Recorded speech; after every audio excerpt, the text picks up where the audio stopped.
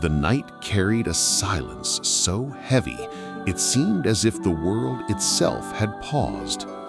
Deep in the ancient forest of Elendor, where colossal trees stretched their limbs toward the heavens and the air was thick with unseen magic, an elf prince named Aelion walked alone.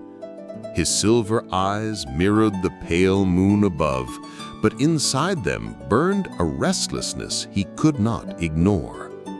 From the day of his birth, the elders told him that his path was written in the stars. Every elf, they said, carried a destiny woven into the constellations, unchangeable, unbreakable.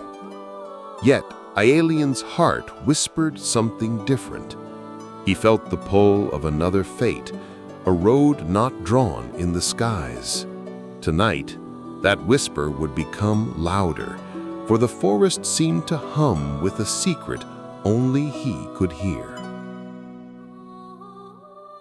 As the prince moved through the grove, a flicker caught his attention.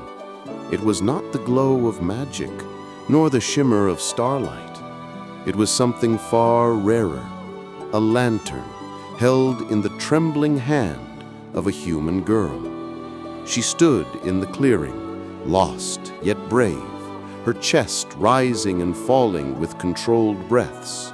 Her long hair danced with the breeze, and her eyes, deep and blue, were wide with wonder. Her name was Elara, though Aelion had never seen her before. The laws of his people forbade such encounters. Humans and elves were not meant to meet, let alone stand so close. And yet, here she was, illuminated by silver beams as if the moon had chosen her. The prince froze, torn between duty and curiosity.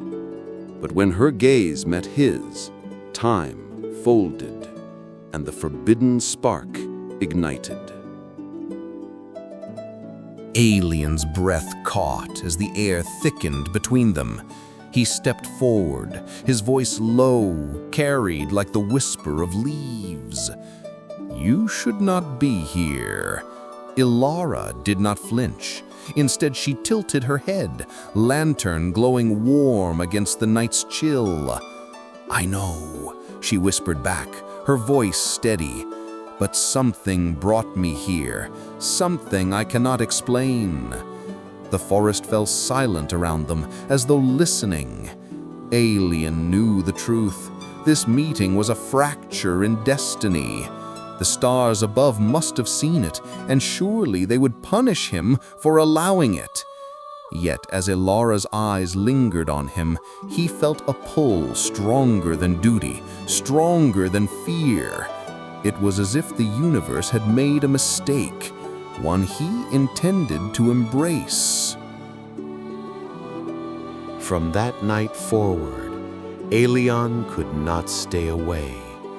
Against every warning etched into his upbringing, he sought her in the woods. Elara, too, returned, guided by a force she could not name.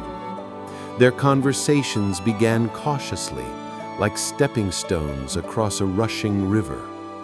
He told her of trees older than kingdoms, of rivers that remembered names. She told him of human struggles, of fleeting lifespans, of dreams pressed between fragile days. Aelion admired her courage, her defiance of fear. Elara marveled at his calm strength, the wisdom hidden in his silences. Their worlds were divided by centuries of law and mistrust, yet every shared word wove them closer together, binding them in threads neither tradition nor stars could undo. But whispers travel faster than hearts. Erendor, the elder of Aelion's people, noticed the prince's absences. Stern, ancient, with eyes that carried centuries of vigilance, Erendor summoned him beneath the starlit canopy. "You walk paths not written for you," the elder warned. "Do you think the stars will forgive such defiance? Humans are fleeting shadows. They are not for us." Aelion lowered his gaze, but said nothing. Inside, his heart rebelled, thrumming with the image of Elara's smile. Arendor placed a hand on his shoulder, heavy with warning. "Remember, Prince, the stars may guide, but they also destroy." Aelion bowed, but when the elder left, he clenched his fists. He was ready to defy even the heavens themselves. That evening, Aelion met Elara once more in the Moonlit Grove. The place itself seemed alive, its silver glow wrapping them in enchantment. He told her of the elder's warning, and she listened with quiet sorrow. "If loving me means defying your stars," she asked softly, "will you regret it?" Aelion stepped closer, his hand brushing hers, sending warmth coursing through both. "The stars may write my fate," he said, his voice steady, "but only my heart decides whom I love." Tears welled in her eyes, not of sadness, but of awe. For the first time, she believed that perhaps love could rewrite even the laws of the cosmos. Not all doubted him. Selwyn, Aelion's closest friend, discovered the secret.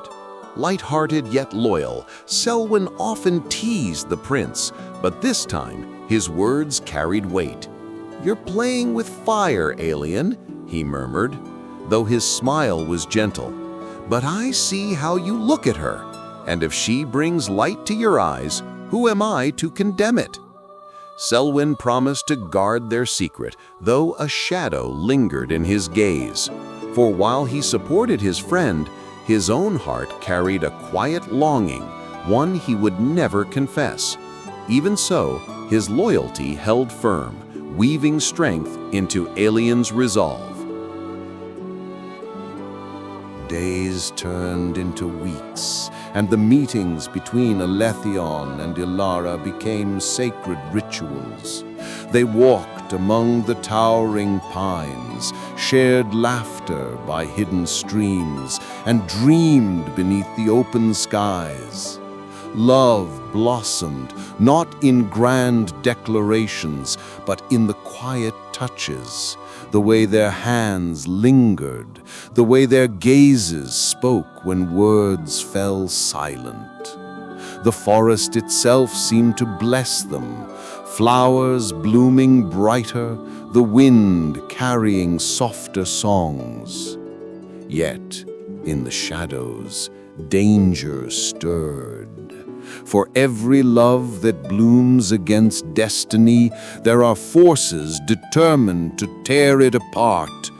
And those forces had begun to awaken. Arendor's suspicion deepened. He watched Aelion's steps and listened to the murmurs of the stars. One night, beneath the shifting constellations, he read the signs and saw what he feared. The prince's heart strayed from the path of fate.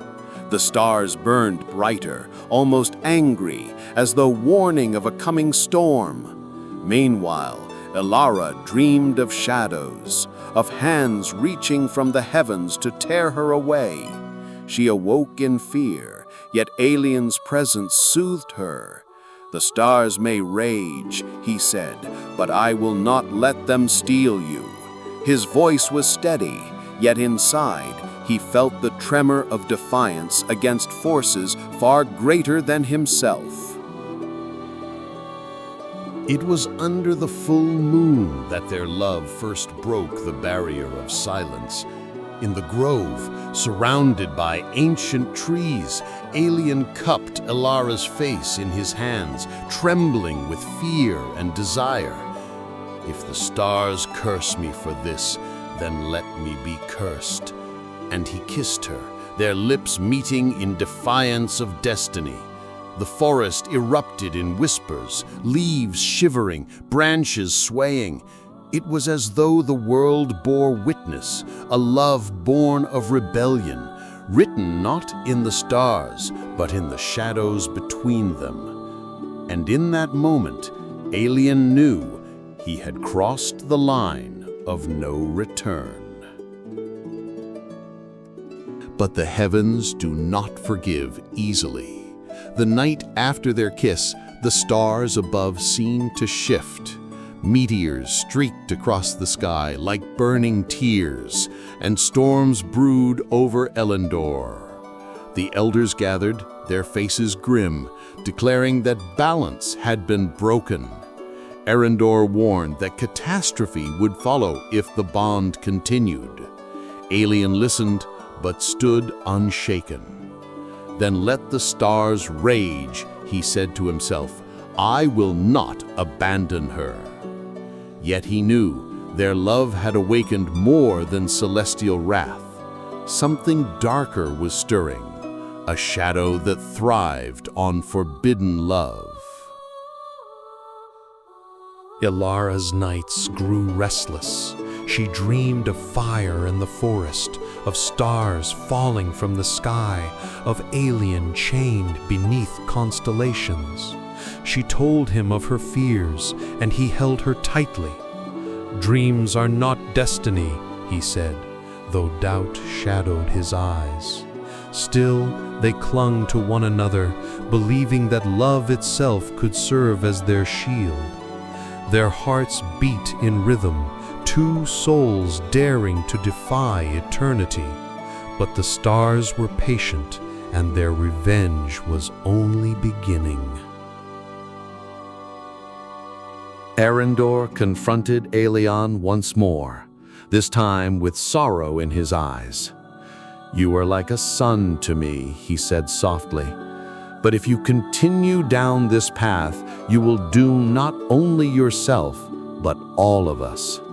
The stars demand loyalty. They do not bend." Aelion's chest tightened, torn between love and loyalty. But when he thought of Elara's smile, the choice became clear. "Then I will bear the doom alone," he replied. Elendor's silence was heavy, but his gaze carried grief, for he knew the prince had chosen a war against the cosmos itself. Strange omens plagued Elendor. Rivers ran colder, winds carried whispers of sorrow, and the moonlit grove began to glow with unnatural light. The people grew fearful, murmuring that the prince had angered the stars. Yet Aelion and Elara continued to meet, clinging tighter as the world shifted around them. Every kiss was a rebellion, every embrace a vow. They knew the price might be unbearable, but neither could turn back. Love had become their only truth.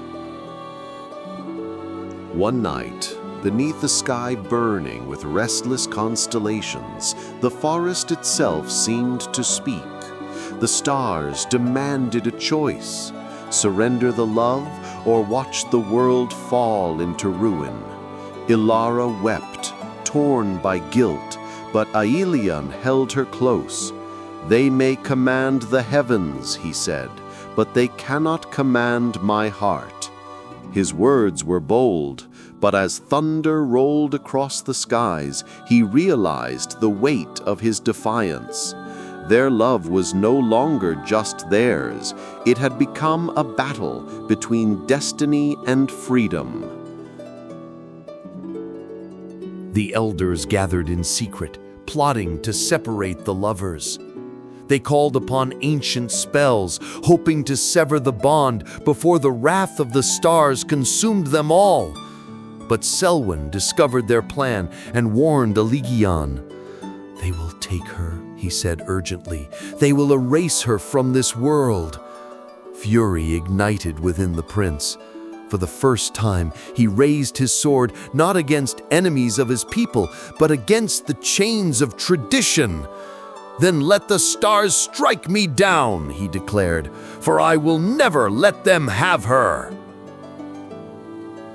With Selwyn's help, Aelion and Elara fled into the deeper woods, where magic pulsed raw and untamed. The forest shielded them, but the skies burned above, constellations twisting as if to hunt them. They ran hand in hand, hearts pounding with fear and hope.